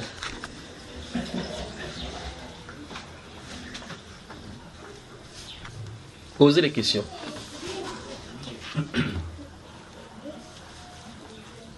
Mais vous autres là, mon frère là, il n'a pas la Bible. Je prêche seulement, toi tu as la sueur. Prêche, tu as la sueur. Ça en est d'envoyer tout le faux sur toi, frère. Vous n'avez pas de questions? Ce ne sont pas de questions. Bon, tu as dit que finissez vite seulement. Oui, vas-y, mon cher. Oui, je voulais poser la question parce que en fait, je ne connais pas la référence, mais je la retiens, le passage dans la tête. Là où il dit à Marie, ne me touche pas, car je ne suis pas encore allé. Jean chapitre 19, c'est là où ça se trouve. Il dit que c'est Hébreu qui nous dit que car les choses des cieux devaient être sanctifiées. Oui. Bon. Comme il devait entrer et sanctifier les choses des cieux, ces choses ont été souillées par qui? Souillées d'abord comment? Donc, parce qu'il parle d'être sanctifié, que ces choses devaient être sanctifiées. Donc, dans mon intellect, je me suis dit que ces choses ont été souillées. Par qui? C'est la question que je me pose. Tom, tu penses c'est toi qui allais souiller ça bas en haut, frère? Non. Alors, dans ce cas, qui a souillé? C'est Jésus qui a souillé, lui? Non. C'est Dieu qui a souillé? Non. Les anges qui ont souillé? Non. Alors, c'est qui? Je me suis dit que peut-être c'est avec ce que Satan a fait là-bas en désobéissant. Mais toi tu penses donc que c'est quoi? Ça veut dire qu'il n'y a pas d'autre personne autre que lui. C'est lui qui a fait cela là-bas. Il est guerre dans le ciel. Michel et ses anges combattent. Il y a le combat là-bas. Quand lui avait la colère. D'accord, mon cher? Et il ne fit plus trouver, leur plan ne fit plus trouver le ciel. Il fit déloger. Et la place, on les a rabaissés maintenant jusqu'au ciel en bas, qui est au-dessus de nous. La Bible dit que nous n'avons pas lutté contre la chair mais le sang, mais contre les dominations, quand les esprits méchants, les autorités, contre les esprits méchants dans les lieux célestes. Dans les lieux célestes, ça ne veut pas dire dans le ciel des dieux. Le lieu céleste est contrôlé par deux niveaux. Il y a un niveau que Satan contrôle avec ses anges et au-dessus de se trouve le ciel des dieux. Maintenant, quand il y a eu ce bagarre dans le ciel maintenant, on les a délogés pour qu'ils viennent prendre la strate de notre ciel ici. D'accord? Et quand l'église va monter, ça va bousculer, ils vont maintenant descendre pour prendre finalement la terre. Alors, ça veut dire que tout ce qui s'est passé là-bas, tous les exactions qui s'est passé là-bas pendant des millénaires, Dieu a dû restaurer cela par le sang de Jésus. Voilà, parce que la Bible déclare au verset 1, chapitre 1 d'Éphésiens, verset 22, car il voulait réconcilier les choses qui sont en haut et ceux qui sont sur la terre en bas. D'accord, mon cher frère? Des questions?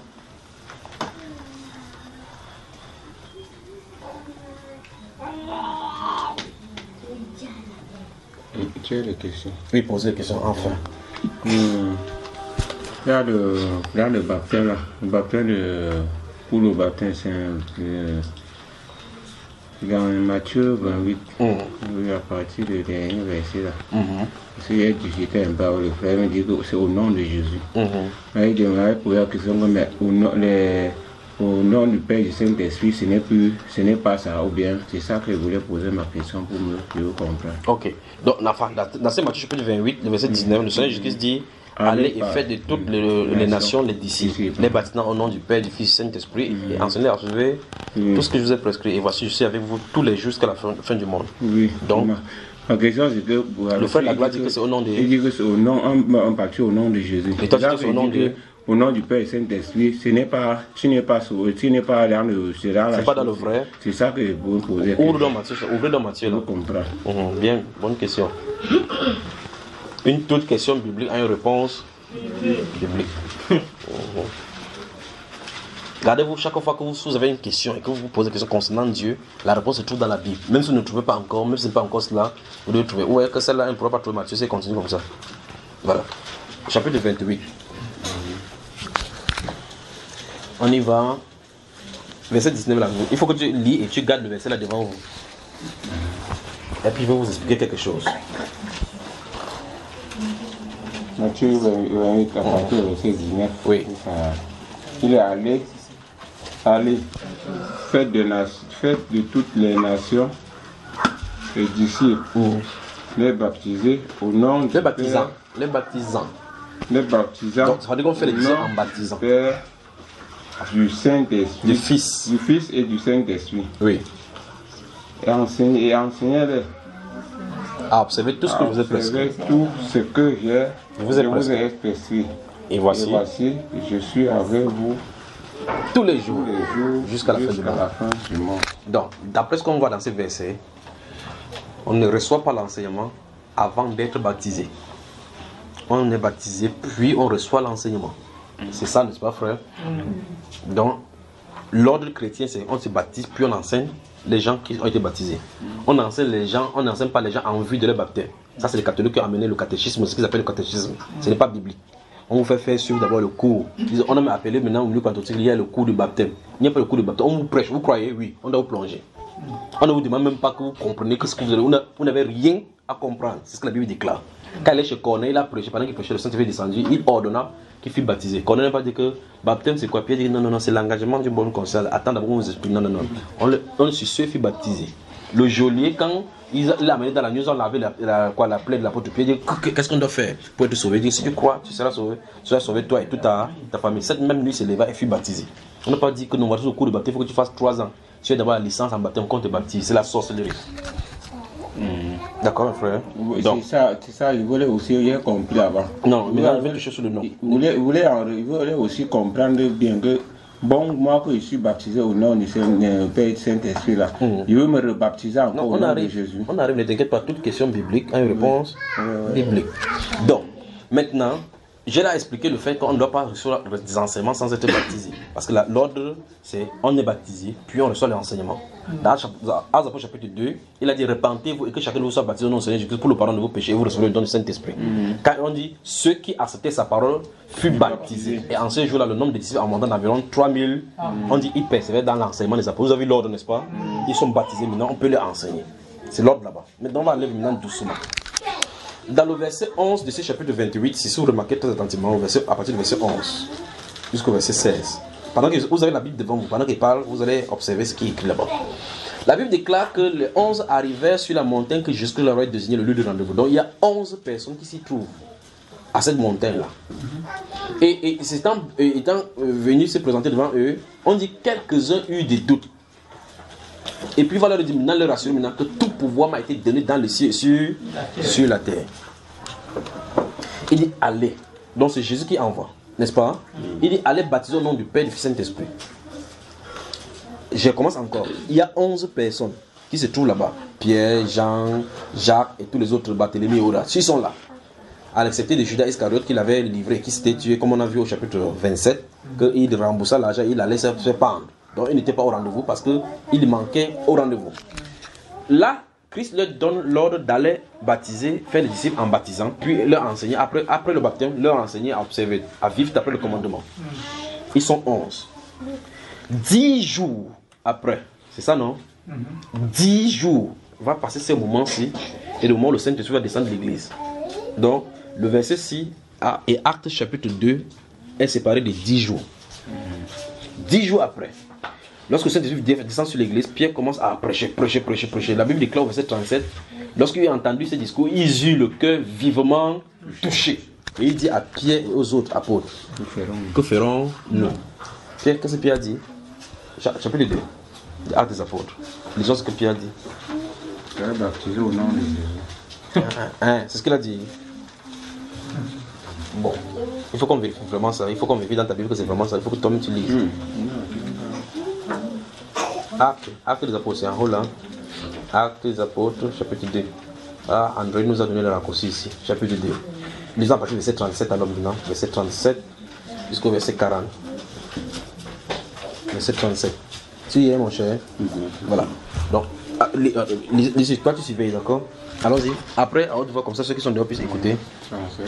Après avoir entendu ce discours, c'est vraiment à haute voix ça. Que Dieu te bénisse. Il eut le cœur vivement touché. Il a augmenté le volume vraiment. Et il dit à Pierre et aux autres apôtres. Oui, donc ça veut dire que, écoutez bien, la façon que le Saint-Esprit met les choses dans les Écritures, c'est pas au hasard. On n'a pas dit qu'il dit à Pierre seul.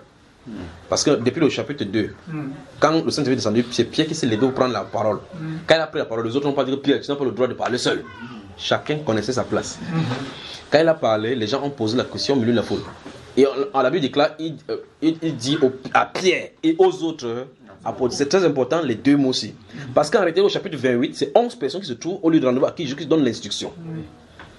Allez. Il n'a pas dit Pierre pas, il a dit allez. Donc, ça concerne littéralement en premier lieu les 11.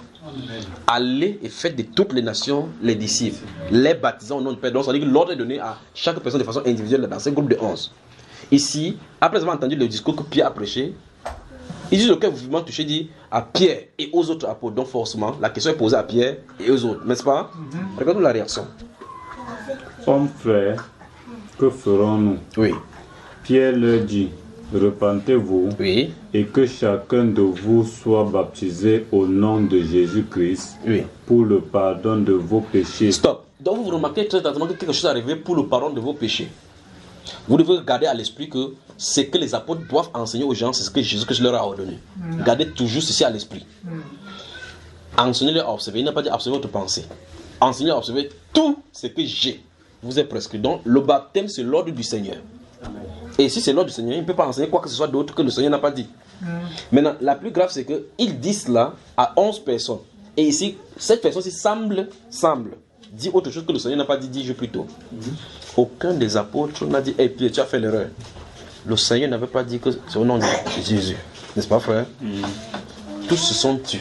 En fait, le Saint-Esprit témoigne dans la marche que ce qu'il a dit est vrai. Parce que Christ leur avait dit que quand il va venir, il va vous conduire dans toute la vérité. Et là, il est présent. Maintenant, il dit, le baptême au nom de Jésus, que c'est pour le pardon du péché.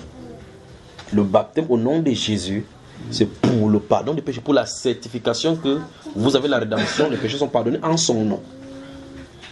Vous suivez, n'est-ce pas? Le baptême au nom de Jésus, c'est la certification mieux, c'est que mes péchés sont pardonnés au nom de Jésus. Dans le chapitre 10, quand il sera chez Corneille, il va dire Jésus nous a ordonné de prêcher que c'est lui qui a été établi par Dieu, juge des vivants et des morts. D'accord? Donc, Jésus leur a envoyé aller prêcher que les péchés sont pardonnés en mon nom. Tous les prophètes, il dit la Bible, tous les prophètes rendent de lui le témoignage que quiconque croit en lui reçoit par son nom le pardon de ses péchés. Donc, on ne peut pas vous baptiser autrement qu'en son nom. Ça ne peut pas marcher. Parce qu'on dit ici que le baptême, c'est pour certifier que ton péché a été pardonné. Je vous écris, jeunes enfants, parce que vos péchés vous sont pardonnés à cause de son nom, dit le Saint-Esprit dans 1 Jean chapitre 2. Donc, c'est à cause du pardon des péchés. Or, Jean le Baptiste n'est baptisé Jean ne baptise pas en un nom, parce qu'il lave seulement le sacrifice. Vous comprenez ça? Pour que le peuple soit disposé pour le Seigneur. C'est ce que Jean faisait, le Baptiste. Maintenant, ici, il y a une désignation. Parce que ça vous fait intégrer une notion qui a été donnée dans le nom de Jésus.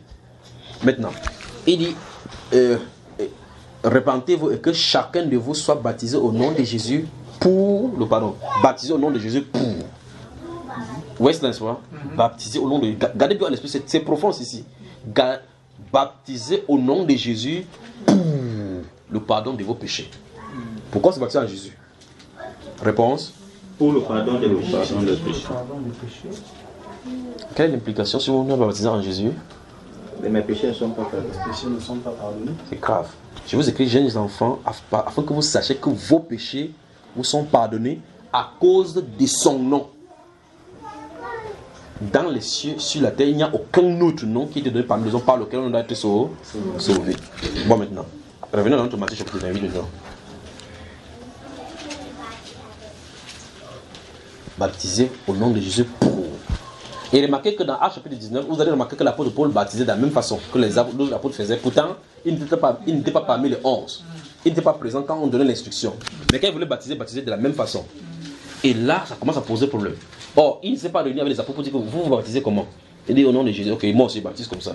Il dit ce n'est pas par une suite de constatations humaines que j'ai écrit que ce que vous rêvez, c'est par révélation de Jésus-Christ. D'accord. Maintenant, verset 28, chapitre 28, dans verset 19 encore, allez. Verset 28. Verset 19. Allons-y, mon frère, allons-y. Oui. Allez, faites de toutes les nations des disciples, les baptisant au nom du Père, du Fils et du Saint-Esprit. Il est encore dans Actes des Apôtres. Attendons, on trouve cela. Matthieu 28. Verset 19. Il dit, allez, faites de toutes les nations des disciples, les baptisant au nom du Père, du Fils et du Saint-Esprit, et enseignez-leur à observer ce que je vous, tout ce que je vous ai prescrit. Et voici, je suis avec vous tous les jours jusqu'à la fin du monde. Voilà. Maintenant, je pose la question. Tu es baptisé au nom du Père, Fils et Saint-Esprit, c'est ça? Ok. Le nom par lequel tu es baptisé, c'est quoi? Le nom? Le nom de Jésus. Comment ça? Au nom du Père, et du Fils et du Saint-Esprit. Le nom là, c'est quoi là? Le nom là, c'est quoi? Le nom de Fils de Dieu, non? Il dit son nom, c'est quoi? Le nom de quoi? Bon, toi tu es un père, non? Le nom du Père, non? Père, c'est ton nom. Le nom du Père et du Fils, non? Quel est son nom alors? Le nom là, c'est quoi? C'est le Père. Donc, comme toi tu t'appelles aussi Père, ton nom c'est le Père. Le Fils et le Saint-Esprit, c'est ça. Mais tu es le fils de quelqu'un, non? Tu es le fils de quelqu'un. Oui, je suis le fils de quelqu'un. Est-ce que fils d'alors c'est ton nom? Ce n'est pas mon nom. Est-ce que tu es le père d'un enfant, non? Est-ce que ton nom c'est Père? Non. Mais ils disent là qu'il faut qu'on baptise au nom du Père. Garde l'esprit, garde le nom du Père et du Fils. Donc bon, moi je comprends. Il faut qu'on mette le nom de Jésus pour que tu connais que oui, tu es baptisé. Non, c'est pas qu'il faut que. C'est qu'il faut comprendre ce que Jésus a dit, non? Jésus a dit, le problème c'est quand on parle, c'est pas qu'il y a un différent entre l'autre. Parce qu'au nom de Jésus, qu'il n'y a pas le nom de Jésus là-bas, que ce n'est pas pour son nom. Non, ouvre le verset. D'accord. Il faut regarder bien. Il dit qu'on baptise, lui il dit qu'on baptise comment? Baptiser au nom du Père. Voilà. Du Fils et du Saint-Esprit. Le nom là est au pluriel ou au singulier? Regarde le verset, sinon tu ne peux pas se c'est au singulier. Oui. Le nom est comment? Au nom du Père. Oui. Le nom est comment? Le nom, regarde le nom. Verset 19 encore, allons-y. Regarde bien. Allez, faites de toutes les nations des disciples. Les baptisants, tu as vu au nom? Tu as remarqué là où il y a au nom? Au nom. Du Père. Oui. Et du Fils et du Saint-Esprit. Non, il n'y a pas et deux fois. C'est au nom du Père, du Fils et du Saint-Esprit. Je veux que tu fixes l'attention sur le nom. Maintenant, le nom du Père, c'est quoi? Le nom du Père, c'est le nom. Je veux dire quoi? Dis-nous vraiment. Parce qu'il a dit qu'on baptise au nom. C'est ça le problème. Non, oui. Voilà. Il a dit baptiser au nom du Père, du Fils et du Saint-Esprit. Mais au nom, c'est au singulier, c'est pas AUX. Pourquoi on dit que c'est pour ces trois personnes? Parce qu'il y a une conjonction de coordination là-bas et qui normalement devait faire accorder au nom. N'est-ce pas mon cher? Donc garde tout ça devant toi. Oui. Non, pas et du Fils. Au nom du Père, du Fils et du Saint-Esprit. Alors on commence doucement. Au nom du Père, oui, du Fils et du Saint-Esprit. Si c'est au pluriel, ça fait trois noms différents. Si O est au pluriel, ça fait trois noms différents. Mais normalement, la conjonction de coordination là-bas impose à O et non désaccordé. Nous sommes d'accord, n'est-ce pas? Je ne sais pas s'il y a des linguistes ici ou bien des professeurs de français. Moi, je n'ai pas trop fréquenté. Moi, mais je ne connais pas. Voilà. Donc, mais la règle française veut que AU ici soit accordé avec un X à la fin et que non s'accorde. Mais dans le grec, ce n'est pas au pluriel. Ce n'est pas au pluriel, donc c'est au singulier. Ça veut dire que le Père, le Fils et le Saint-Esprit, ce ne sont pas des entités différentes. Or, Jésus a dit, on baptise au nom, ça a un nom qu'on doit baptiser. Est-ce que le Père donc c'est un nom alors? C'est un nom, non. Le nom c'est... Donc toi tu t'appelles... Le Père c'est un nom? Non, ça c'est une appellation simple. Voici un professeur français qui dit que c'est pas un nom. Le Fils alors c'est un nom. Toi tu es le fils, n'est-ce pas, de quelqu'un? Donc si tu es le fils de quelqu'un, qui est le fils de quelqu'un ici? Lève la main. Mais il y a beaucoup de fils ici, hein. Tout cela s'appelle le fils. Donc tu vois que les apôtres, eux, ont compris en quel nom il faut baptiser. N'est-ce pas mon frère? Les catholiques ont travaillé ici dehors. Je vous dis. Alors maintenant on a des problèmes ici. Donc il faut que tu sois baptisé au nom du Seigneur Jésus.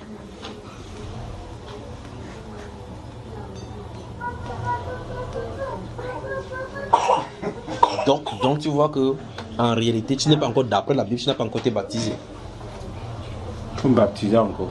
Non, pas encore. Tu dois te baptiser. Non, je suis baptisé. Non, la Bible parle de combien de baptêmes? Moi, je suis baptisé. Un seul baptême. Lequel baptême? Alors deux baptêmes. Si on baptise ça, c'est à deux baptêmes. Acte chapitre 19. Moi, je suis engagé pour le baptême, je suis baptisé. Acte chapitre 19. Je ne peux plus me baptiser deuxième fois. Acte chapitre 19. Acte chapitre 19. Acte des apôtres, chapitre 19. Que le Seigneur vous bénisse à jamais. Que Dieu vous bénisse, je vous aime. Toute question biblique a une réponse biblique. Gardez tout ça à l'esprit. Chapitre 19 de Actes des apôtres. C'est lui qui va lire. Allons-y à partir du verset 1 jusqu'au verset 6. C'est lui qui lit. Pendant qu'apôtre était. Non, pendant qu'Apollos. Pendant qu'Apollos était à Corinthe. Oui. Or, après avoir parcouru les hautes provinces d'Asie. Arriva à Éphèse. Oui. Ayant rencontré quelques disciples, il est dit: avez-vous reçu le Saint-Esprit quand vous avez cru? Il lui répondit: nous n'avons pas même entendu dire qu'il y a un Saint-Esprit. Voilà les chrétiens qui sont là confiés. Ça n'a pas commencé aujourd'hui. Hein? Il dit: de quel baptême avez-vous donc été baptisé? Oui. Et il répondit: du baptême de Jean. Alors Paul dit: Jean a baptisé du baptême de repentance, disant au peuple de croire en celui qui venait après lui, c'est-à-dire en Jésus. Sur ces paroles, il fut baptisé au nom du Seigneur Jésus. Allons-y avant. Donc, ceux-ci avaient d'abord été baptisés. Ils avaient été baptisés. Ok. Puis Paul leur a dit qu'ils doivent faire quoi encore? Ils étaient baptisés au nom du Seigneur Jésus. La personne qui les a baptisés était un faux prédicateur. C'était Jean. C'est Jean qui les a baptisés.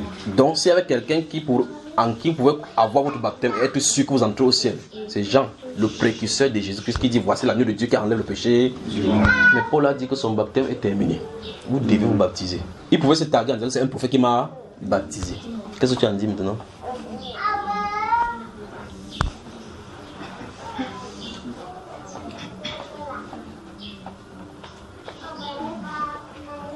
Tu as remarqué que là-bas on n'a pas dit sur ceux il fut rebaptisé.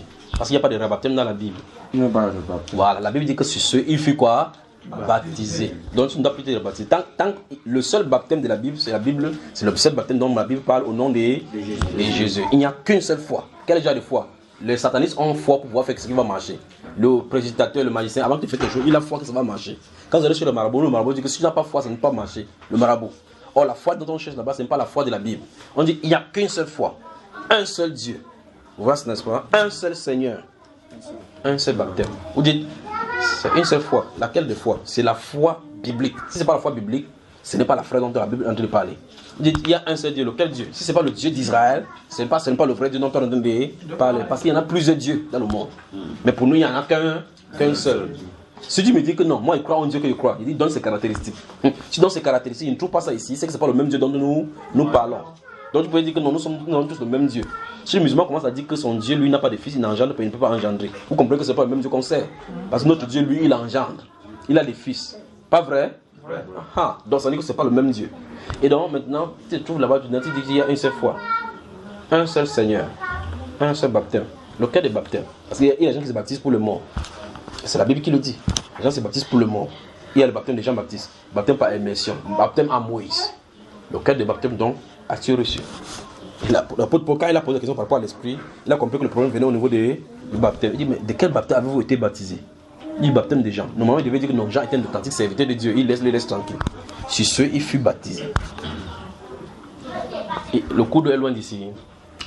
Frère Jules. Le coup d'eau est loin d'ici. C'est loin d'ici. De toute façon, il y a la moto, il y a la voiture, non? Donc il peut être baptisé. Il doit être baptisé. Il n'est pas seul. Il n'est pas seul. Il y a encore qui? Il peut pas baptiser. Il y a encore qui? Il y a beaucoup là. Il y a beaucoup. Vous faites quoi là? Donc ils doivent être. Donc comment? Ce qui demandait qu'il n'est pas baptisé et on va dans les eaux. Elle m'a posé la question directement. Qui n'est pas baptisé? Simplement. C'est simple. Très simple. Une question biblique a une réponse biblique. Ouais. Ici se trouve le A, B, C. Quand vous entendez à l'école, on dit A, B, que D. Alors A, B, que D. Le début, c'est le baptême. Repentez-vous et que chacun de vous soit baptisé. Et vous recevrez le don du Saint-Esprit. Puis vous allez persévérer dans les enseignements des apôtres. Voilà l'ordre. On ne grandit pas, l'arbre ne grandit pas à partir de la tête. Ça commence en bas pour avancer. Bien. Luc chapitre 7. Ouvrez Luc chapitre 7. Je vais vous montrer quelque chose pour les pharisiens. C'est que les pharisiens, ce qui est arrivé. Ouais, c'est comment arrive. Luc chapitre 7. Regardez bien. Regardez. Pendant que vous en déchirez Luc chapitre 7, vous racontez une histoire. Dans la première partie, nous avons vu les juifs qui avaient des pieds d'achoppement dans les Saintes Écritures, pas vrai? Amen.